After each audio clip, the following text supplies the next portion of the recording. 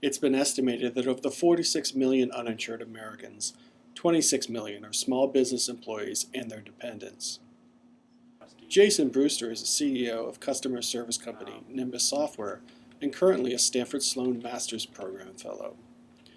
Rising health insurance costs has forced some entrepreneurs, like Brewster, to rethink hiring U.S. workers. Brewster talked with Kathleen O'Toole about how healthcare costs are hurting small business.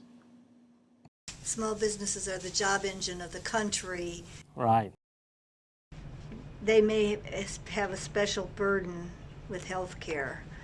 I think ultimately, I'd like to be out of the healthcare business as an employer.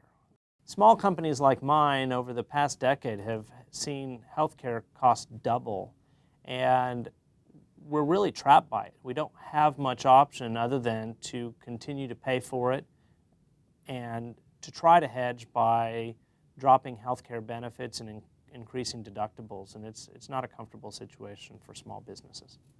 Listen, when you recently found your business growing, you had to hire people. Tell us why healthcare became a big factor in the decisions you faced on who to employ. The costs of the healthcare add almost an entire additional wage to every hire we make, with a family costing anywhere from $1,100 to $1,300 per month for our small company. Did you say you also calculated out on an hourly basis? Could you explain that? We determined that the cost on an hourly basis is approximately $7 an hour for the health care to be offered to a family. At some point you decided you could no longer afford to hire U.S. workers, is that right? Well, we couldn't afford to hire full-time workers, so we actively entered into an agreement with an offshore firm as well as hired local developers in the Atlanta area to supplement our business and to help grow us further. So basically, how many employees did you go from to? Instead of hiring 3 additional employees, we instead decided to use offshoring and contract employees instead of hiring full-time employees. How much difference does that make, do you think, in what you have to pay people? Well, when you count in the state and federal taxes that are incumbent upon a small business, as well as the health care fees, it comes to around $10 to $11 per hour that we save by going to contract labor.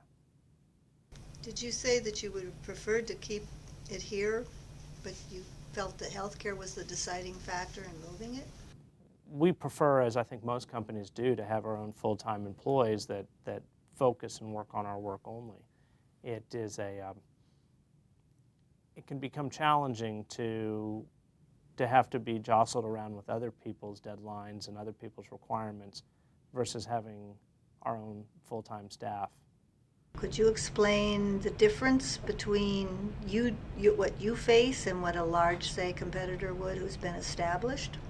Even though we have always employed a young population of workers from young 20s to late 30s, it has never seemed to matter that most of our employees never even use the health care benefits that we provided to them. And if we were a much larger company in a similar situation, we would have lower health care costs because we would be able to control the risk.